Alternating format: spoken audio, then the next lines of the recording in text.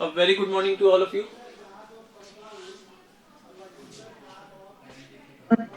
Morning sir. कैसे हो बच्चों? बढ़िया। बढ़िया। लास्ट क्लास में हमने किया था डेप्रिसिएशन से रिलेटेड एडजस्टमेंट, और उससे पहले मैंने आपको पढ़ाया था प्रीपेड एक्सपेंसेस या अनएक्सपायर्ड एक्सपेंसेस या एक्सपेंसेस पेड इन एडवांस। हम आज कुछ और एडजस्टमेंट्स पहले पढ़ते हैं, क्वेश्चंस हम करेंगे बाद में। तो नेक्स्ट एडजस्टमेंट है हमारी एडजस्टमेंट नंबर 5, अक्रूड इनकम।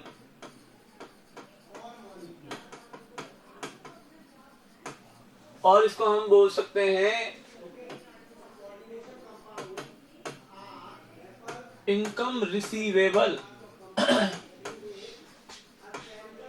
और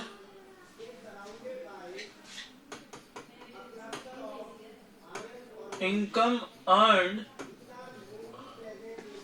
but not yet received. Accrued income बोल लो या इनकम रिसीवेबल बोल लो या बोलो income earned but not yet received. बेटा it is quite possible at the end of the year कि हमने मान लीजिए कोई कमीशन सर्विसेज दी है किसी को, या हमने अपने ऑफिस बिल्डिंग का एक पोर्शन किसी को सबलेट कर रखा है, हमने उस बिल्डिंग को रेंट पे ले रखा है और बाद में हमने उसके एक पोर्शन को सबलेट कर दिया। और अगर ऑफिस जिस बिल्डिंग में हम रन कर रहे हैं वो हमारी फ्री होल्ड प्रॉपर्टी ही है, हमने उसको लीज पे नहीं ले रखा, तो हमने खुद की असेट का एक पोर्शन रेंट बेसिस पे दे रखा है तो रेंटल इनकम्स होंगी आपको, यस और नो? Yes sir. अब मान लो हमारा फाइनेंशियल ईयर है 2020-21 और मार्च 2021 की जो रेंटल इनकम है, मान लो 10,000 पर मंथ बेसिस पे आप रेंट रिसीव करते हो, वो ड्यू तो हो गया हमें, लेकिन अभी तक हमने अपने किराएदार से वो अमाउंट रिसीव नहीं किया। सर्विसेज तो दे चुके ना मार्च 2021 की, यानी जो पोर्शन आपने रेंट पे दे रखा है उस पोर्शन को उसने 1 मंथ के लिए यूज तो किया ना, मार्च मंथ के लिए, लेकिन अभी तक हमें रेंट रिसीव नहीं हुआ है। तो ये जो 10,000 पर मंथ का मार्च मंथ का रेंटल इनकम है हमारी, ये हमने अर्न तो कर ली बट नॉट येट रिसीव्ड। इसको हम बोल सकते हैं रेंट रिसीवेबल, या इसको हम बोल सकते हैं अक्रूड रेंट, यानी rent earn but not yet received. Yes और no?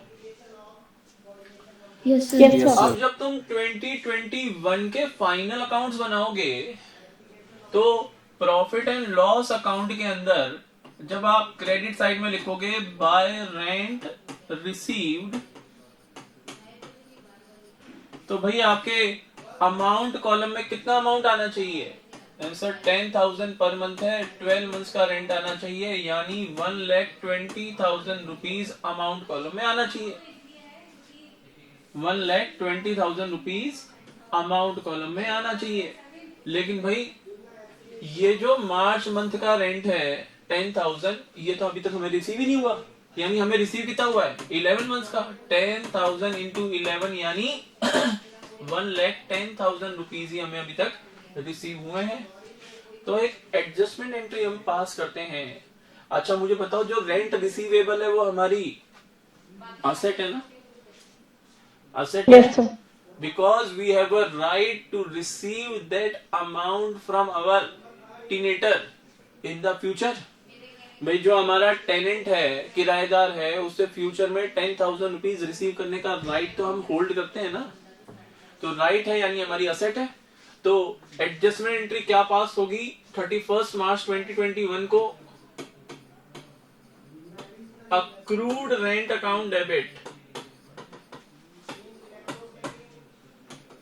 To rent received account 10,000 rupees. accrued rent account debit to rent received account 10,000 rupees। अब इसका डबल इफेक्ट जाएगा फाइनल अकाउंट से, क्योंकि ये एडजस्टमेंट है। तो रेंट रिसीव्ड आप प्रॉफिट एंड लॉस अकाउंट में ऐड करोगे, rent receive sorry profit and loss account में रेंट रिसीव नहीं लिखोगे, यहां पे आप लिखोगे एड अक्रूड रेंट, और ये आपका है इनर कॉलम। इनर कॉलम में आप लिखोगे यहाँ पे 1,10,000 और add accrued rent 10,000। Outer column में लिखोगे 1,20,000। ये तो हुआ प्रॉफिट एंड लॉस अकाउंट का क्रेडिट साइड। अब बात करते हैं बैलेंस शीट की। बैलेंस शीट में कैसे इसको प्रेजेंट करेंगे? बेटा बैलेंस शीट जब आप बनाओगे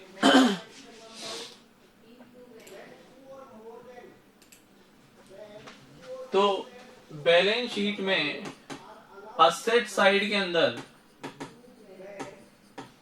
आप लिखोगे अक्रूड रेंट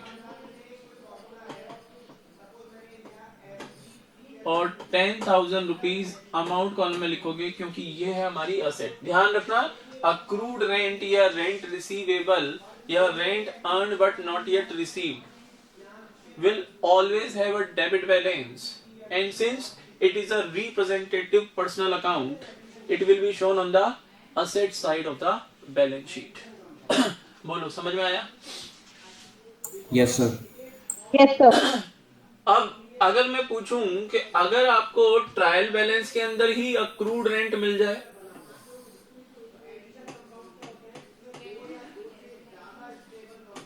अक्रूड रेंट आपको 10,000 रुपीज का ट्रायल बैलेंस में ही मिल जाए, तो फिर ये कहां जाएगा भाई? ये फिर सीधा डायरेक्ट बैलेंस शीट में जाएगा, असेट साइड में। अगर ये ट्रायल बैलेंस में आ रहा है, it means adjustment entry has already been made in the books of accounts. यानी फिर आपका रेंट रिसीव्ड जो आ रहा होगा ट्रायल बैलेंस में, रेंट रिसीव्ड जो आ रहा होगा ट्रायल बैलेंस में, वो 1,20,000 आ रहा होगा, ना कि 1,10,000। आई होप ये क्लियर होगा अब आपको। Yes sir. Yes sir. कोई डाउट हो तो पूछ सकते हो।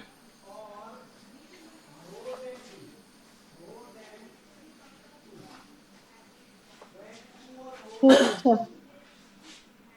करें next adjustment. Yes sir. Next adjustment है आपकी 6th, अर्न इनकम, यानी वो इनकम जो अभी तक हमने अर्न नहीं की, अर्न इनकम और income received in advance. Earn income और इनकम रिसीव्ड इन एडवांस। आगे मैं कहता हूं हमारा फाइनेंशियल ईयर है बच्चों 2020-21। हमारा पर मंथ रेंट है, एग्जांपल लेके काम करो तो समझ में आएगा। पर मंथ आपका मान लो रेंट ही है 10,000 रुपीज। ये रेंट हम रिसीव करते हैं, हमने अपनी प्रॉपर्टी का एक पार्ट रेंटल बेसिस पे दे रखा है, तो पर मंथ रेंट है 10,000 रुपीज। फाइनेंशियल ईयर 2021 में जो टोटल रेंट हमें रिसीव हुआ, total rent received during 2020-21 is equal to 1,40,000 rupees. है सर, ये कैसे हो गया? हमें तो फाइनेंशियल ईयर के अकॉर्डिंग 12 इंटू 10,000 यानी 1,20,000 ही रिसीव होने चाहिए थे। यही तो हमारी फाइनेंशियल ईयर 2020-21 की रेंटल इनकम होगी, यस और नो? लेकिन हमें रिसीव हुए हैं 1,40,000 रुपीज, यानी मैं कह सकता हूं 14 मंथ्स का रेंट मिला हमें। अरे भाई, जो टेनेंट है उसने 20,000 कोई एक्स्ट्रा नहीं दे दिया हमें, उसने फाइनेंशियल ईयर 2021 22 के 2 मंथ्स का रेंट हमें एडवांस में दे दिया, यानी मैं बोल सकता हूं अप्रैल एंड मई 21 का रेंट उसे हमें दे दिया एडवांस में। बोलो समझ में आया? Yes sir. क्या ये हमारी करंट ईयर की इनकम है? क्या करंट ईयर यानी 2021 की इनकम है क्या ये 2 मंथ्स का रेंट? नो जो सर। होगा 20,000 रुपीज। क्या ये 2 मंथ्स का रेंट हमारी करंट ईयर की इनकम है? Answer is no. Answer is no sir, ये तो नेक्स्ट फाइनेंशियल ईयर की इनकम है जो हमें करंट ईयर में ही रिसीव हो गई है। अनअर्न्ड इनकम यानी अनअर्न्ड रेंट, या फिर हम बोल सकते हैं रेंट रिसीव्ड इन एडवांस। तो जो नेक्स्ट ईयर की इनकम है करंट ईयर में ही रिसीव हो गई while preparing the financial statements for the current financial year at the end of the year. The income which is related to the next year but received in the current year will be deducted. Deduct करोगे उसको तो भाई आपको 1,40,000 की rent received में से 20,000 minus करना पड़ेगा ताकि आपकी करंट ईयर की रेंटल इनकम दिखने लग जाए रेंट रिसीव्ड अकाउंट में, दैट इज 1,20,000 रुपीज। तो इसके लिए एडजस्टमेंट एंट्री जब आप पास करोगे तो इनकम अकाउंट को तो आपको डेबिट करना पड़ेगा। सिंपल सी बात है, इनकम अकाउंट डेबिट करोगे तभी तो उसमें रिडक्शन आएगा 20,000 रुपीज का। तो एडजस्टमेंट एंट्री होगी बच्चों rent received account debit 20,000 rupees to rent received in advance account 20,000 rupees, या फिर इसकी जगह आप लिख सकते हो to earned rent account 20,000 rupees. ये हो गई आपकी एडजस्टमेंट एंट्री। बोलो जी क्लियर? Yes sir. सर इसका फाइनल अकाउंट है प्रेजेंटेशन। हाँ जी, ये है आपका प्रॉफिट एंड लॉस अकाउंट, ये है credit side and this one is debit side. यहां पे मैं लिखूंगा bye rent received, inner column में लिखूंगा 1,40,000 रुपीज, लेस करूंगा अर्न्ड रेंट 20,000 रुपीज, क्योंकि इनकम अकाउंट को हमने डेबिट किया था तो लेस होगा 20,000। आउटर कॉलम में आएगा 1,20,000 रुपीज। उसके बाद बैलेंस शीट की बात करते हैं, क्योंकि एडजस्टमेंट एंट्री है तो इफेक्ट दो जगह जाएगा। एक जगह तो हमने हमारे रेंट रिसीव्ड अकाउंट से इनकम को 20,000 से कम कर दिया, और ये जो रेंट रिसीव्ड इन एडवांस है, बोलो ये तो पर्सनल नेचर का अकाउंट हो गया ना? Yes sir. Representative personal account हो गया, और हमारी लायबिलिटी हो गई। भाई इनकम तो हमने रिसीव कर ली लेकिन सर्विसेज देना तो बाकी है ना? बोलो बच्चों यस और no? Yes yes sir. Sir. Next year में 2 मंथ्स तक अब आपका जो टीनेटर है वो उस पोर्शन को यूज करेगा जो आपने उसको रेंटल बेसिस पे दे रखा है, और आप उसको वही सर्विसेज दोगे जो आप करंट ईयर में उसको देते रहे हो। किसी सर्विसेज में कोई कटौती नहीं होगी। ये हमारी लायबिलिटी है। लायबिलिटी है तो बैलेंस शीट में इसको लायबिलिटी साइड में लिखोगे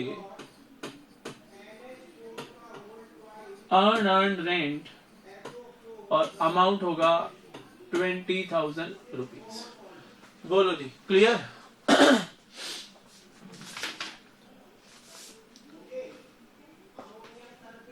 बोलो भाई क्लियर है क्या? कोई डाउट हो तो पूछो। Yes sir clear. क्लियर है। उसके बाद नेक्स्ट आपकी एडजस्टमेंट है, एडजस्टमेंट नंबर 7।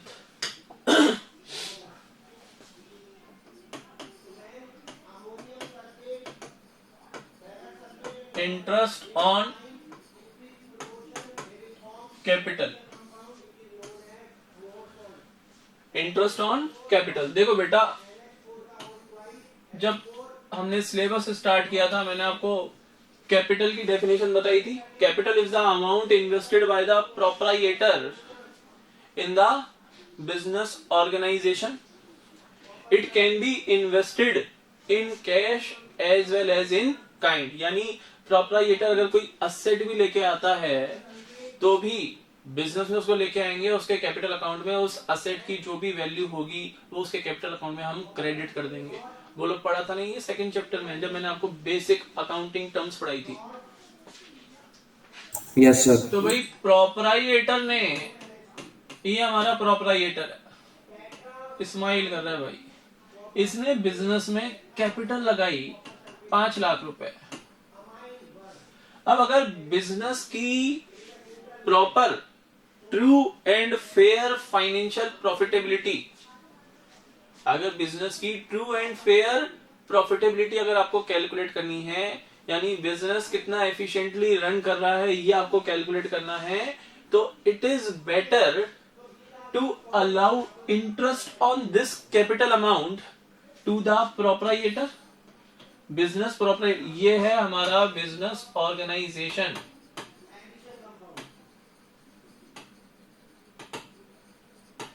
तो अगर बिजनेस की ट्रू फाइनेंशियल प्रॉफिटेबिलिटी कैलकुलेट करनी है तो ये बेटर होगा कि eight the end of the year while preparing the final accounts, ये जो कैपिटल प्रोप्राइटर ने बिजनेस में इन्वेस्ट की है, इस कैपिटल के ऊपर बिजनेस ऑर्गेनाइजेशन उसको इंटरेस्ट अलाउ करे, और इंटरेस्ट चार्ज करने के बाद जो रिमेनिंग प्रॉफिट बचे उसको हम कहेंगे true and correct net profit.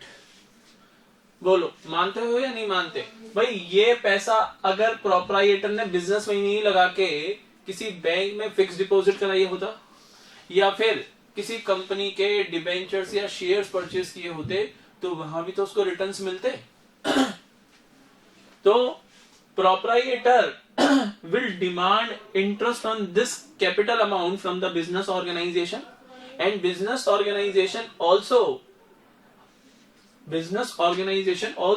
will allow interest on this capital in order to calculate the correct, या फिर हम बोलें true financial performance of the business organization। तो मान लो जो बिजनेस ऑर्गेनाइजेशन है वो 10% पर एनम की रेट से इंटरेस्ट अलाउ करता है प्रोप्राइटर को इस कैपिटल अमाउंट के ऊपर।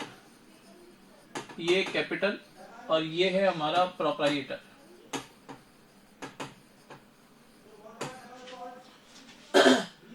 अब ये जो पैसा लगाया था 5 लाख रुपए, मैं कहता हूं 1 अप्रैल 20 को लगाया था, यानी on the very first day of the financial year. तो भाई 31 मार्च 21 को जब आप फाइनल अकाउंट्स बनाओगे, देखो बेटा पर एनम लिखा है मैंने यानी टाइम पीरियड कंसिडर होगा for the calculation of interest. Interest कितना बनेगा? 5 लाख का 10% फॉर 1 ईयर, कितना हो गया? 50,000 रुपीज। यस और नो? ये हो गया आपका इंटरेस्ट ऑन कैपिटल। ये तो हमने अमाउंट कैलकुलेट कर लिया इंटरेस्ट ऑन कैपिटल का 50,000 रुपीज। अब इसका फाइनल अकाउंट्स में ट्रीटमेंट कैसे करेंगे और इसकी एडजस्टमेंट एंट्री क्या होगी? एडजस्टमेंट एंट्री देखो, बिजनेस ऑर्गेनाइजेशन पे करेगा ना इस इंटरेस्ट को, तो ऑर्गेनाइजेशन के लिए तो ये एक्सपेंस है, ऑर्गेनाइजेशन को पे करना है तो ऑर्गेनाइजेशन के लिए तो एक्सपेंस है, एक्सपेंस है तो इंटरेस्ट ऑन कैपिटल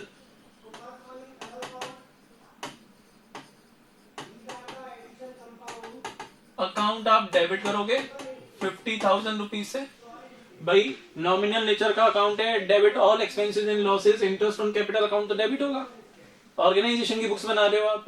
और अब प्रोप्राइटर के पॉइंट ऑफ व्यू से सोचो, उसके लिए तो इनकम है, उसके लिए तो इनकम है, तो हम लिखेंगे टू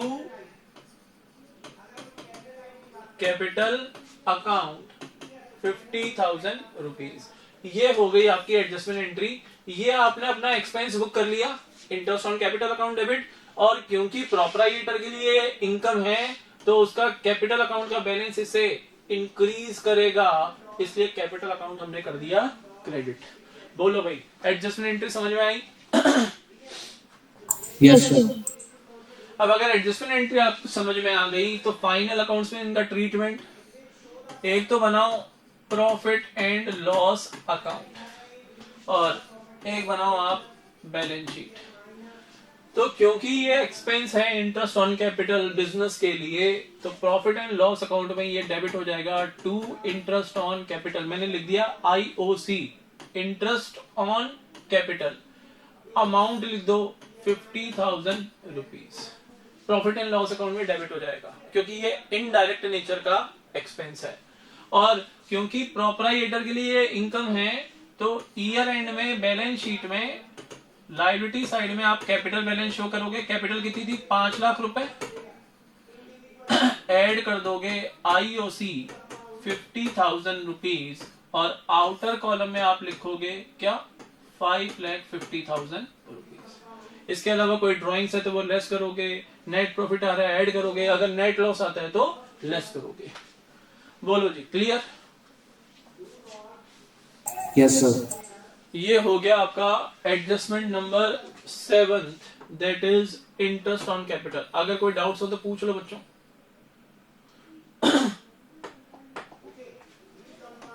बोलो, डाउट्स है क्या? No sir. Now adjustment number 8, interest on drawings.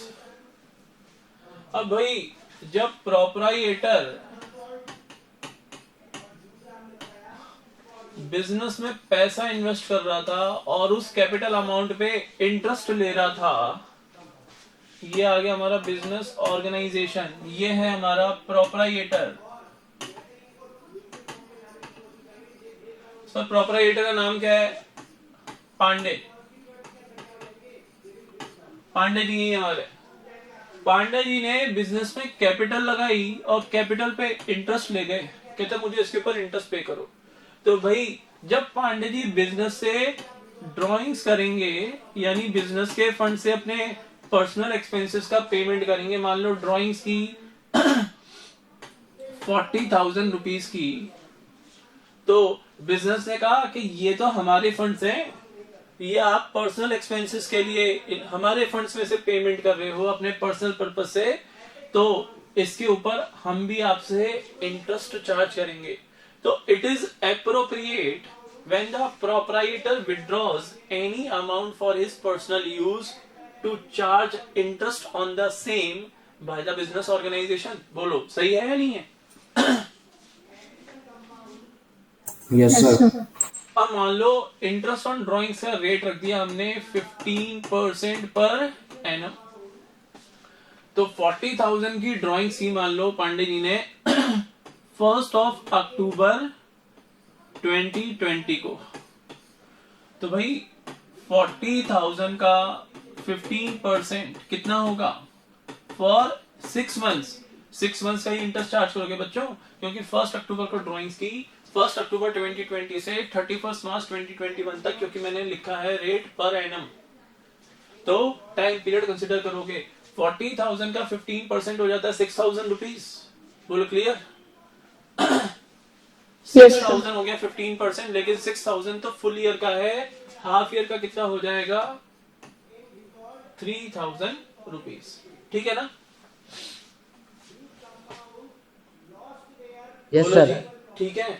अब मुझे बताओ, ये जो इंटरेस्ट ऑन ड्राइंग्स हम मिस्टर प्रोपराइटर से चार्ज कर रहे हैं, वो बिजनेस के लिए क्या है? इनकम या expense? Sir income. Income. Very good.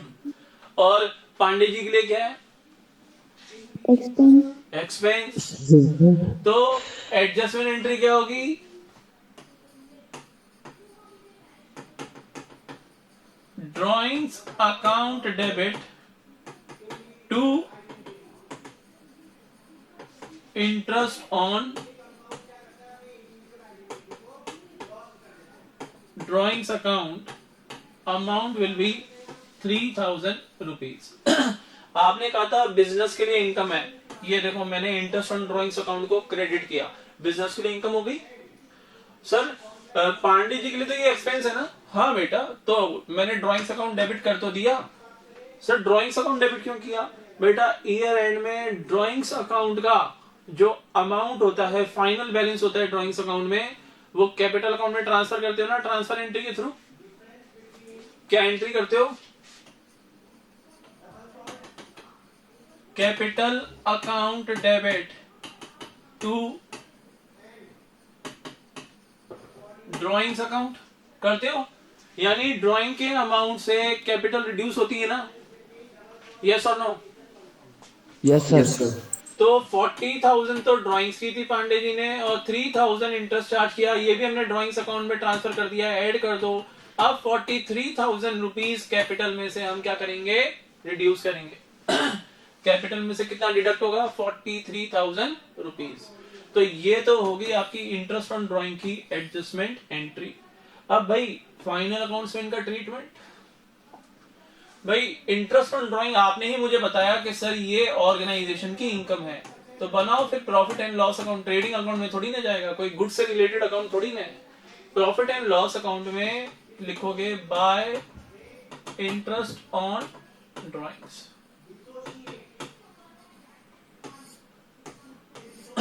Pandey ji ने इनकम करा दी ऑर्गेनाइजेशन की 3,000 रुपीज, यहाँ पे लिख दो क्रेडिट साइड में प्रॉफिट एंड लॉस अकाउंट में।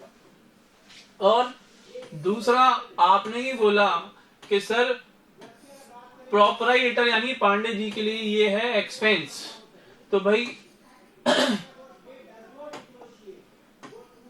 बैलेंस शीट के अंदर लायबिलिटी साइड में कैपिटल शो करोगे। कैपिटल मान लो थी 5 लाख रुपीज, 5 लाख में से लेस करो ड्राइंग्स, ड्राइंग्स थी आपकी 40,000 रुपीज, बैलेंस कितना बचा? 4,60,000 रुपीज। लेस करो इंटरेस्ट ऑन ड्राइंग्स यानी आईओडी, शॉर्ट में बोलते हैं आईओडी, 3,000 रुपीज। आउटर कॉलम में लिख दो 4,57,000 रुपीज। बोलो जी, क्लियर? Yes, sir. सर आपने तो ड्राइंग्स में ट्रांसफर कर दिया था, तो लेस ड्राइंग्स ही कर देते 43। नहीं बेटा, मुझे एडजस्टमेंट का डबल साइड इफेक्ट दिखाना है। एक इफेक्ट यहां पर आ गया, एक इफेक्ट यहां पर आ गया, मुझे डबल साइड इफेक्ट उसको प्रॉपर वे में दिखाना है फाइनल अकाउंट्स में। आई होप ये होगा क्लियर। Yes sir. तो अब तक हमने क्या क्या कर लिया? हमने अब तक टोटल 8 एडजस्टमेंट्स कंप्लीट कर ली हैं, ठीक है ना? 9th अभी नहीं पढ़ा पाऊंगा क्योंकि वो थोड़ा टाइम टेकिंग एडजस्टमेंट है, तो नेक्स्ट क्लास में पढ़ेंगे 9th एडजस्टमेंट। मैं चाहता हूं मुझे आप एडजस्टमेंट्स के नाम बताओ जो जो हमने किए हैं बिना देखे बुक में से। बोलो, फर्स्ट एडजस्टमेंट क्या की थी हमने? Closing stock, very good, closing stock. Second, outstanding expense, outstanding expenses. Third, prepaid expense, very good, prepaid expenses. Fourth, depreciation, very good, depreciation. Fifth बोलो, फिफ्थ बोलो भाई। अनअर्न्ड इनकम, ये हमने 6th स्टेज पे पढ़ी थी, कोई बात नहीं। Unearned income. और अक्रूड इनकम थी सर, फिफ्थ वाले accrued accrued. Income, accrued income. और बोलो, income on interest on capital, interest on capital. और इंटरेस्ट ऑन ड्राइंग्स, और लास्ट हमने आज पढ़ी इंटरेस्ट ऑन ड्राइंग। ड्राइंग्स। चलो जी, सर जाएं? अरे नहीं, अभी कहां जाना है? कहां जाओगे? चलो एडजस्टमेंट एंट्री बोलो क्लोजिंग स्टॉक की। चलो चलो, क्या बोलते हैं? Closing stock account debit To trading account. To trading account, revision हो रहा है बेटा, to trading account. Outstanding expenses यानी expenses due but not yet paid. On the one hand side we have to increase our expenses and on the other hand side we have to record liabilities in our books of accounts. Entry होगी expenses account debit to outstanding expenses account. Clear? Yes, sir. Third, prepaid expenses, क्योंकि हमने next year के खर्चे current year में ही पे कर दिए। Prepaid यानी एडवांस में पेड, तो उनके इफेक्ट को रिमूव करना है। तो on the one hand side we have to reduce our expenses and on the other hand side we have to record asset in our books of accounts. यानी entry हो जाएगी prepaid expenses account debit to expense account. बोलो clear? Yes, sir. Depreciation charge करने के लिए बोले तो depreciation account debit to asset account यानी fix asset account. Current assets की बात मत करते ना डेप्रिसिएशन के लिए, करंट असेट्स पे कोई डेप्रिसिएशन चार्ज नहीं होता। नेक्स्ट है अक्रूड इनकम, आज ही पढ़ा था हमने, यानी income earned but not yet received या इनकम रिसीवेबल हमारी असेट है, तो एंट्री होगी अक्रूड इनकम अकाउंट डेबिट और on the other hand side we have to increase our income, तो टू इनकम अकाउंट। बोलो क्लियर? नेक्स्ट है आपकी अर्न इनकम यानी income received in advance. Next year की इनकम करंट ईयर में receive हो गई, तो जो नेक्स्ट ईयर से रिलेट करती है उतना अमाउंट इनकम अकाउंट से रिमूव करो। इनकम अमाउंट से रिमूव करना है तो इनकम अकाउंट होगा debit, income account debit to earned income account. Clear? उसके बाद बात करो इंटरेस्ट ऑन कैपिटल की। प्रोप्राइटर को इंटरेस्ट ऑन कैपिटल अलाउ करेंगे तो बिजनेस के लिए एक्सपेंस है interest on capital account debit, और प्रोप्राइटर की इनकम तो टू कैपिटल अकाउंट। बोलो जी क्लियर? Yes, sir. और Yes, लास्ट है हमारा इंटरेस्ट ऑन ड्राइंग्स। बिजनेस के लिए, बिजनेस ऑर्गेनाइजेशन के लिए इनकम है और प्रोप्राइटर के लिए एक्सपेंस, तो drawings account debit to interest on drawings account. ये हो गया आपका revision of the first 8 adjustments. बोलो जी clear? Yes, sir. Yes, sir. तो that's all for today. Have a nice day to all of you guys. Goodbye. Revise करके आना next class में। Thank you, sir. Thank you, sir.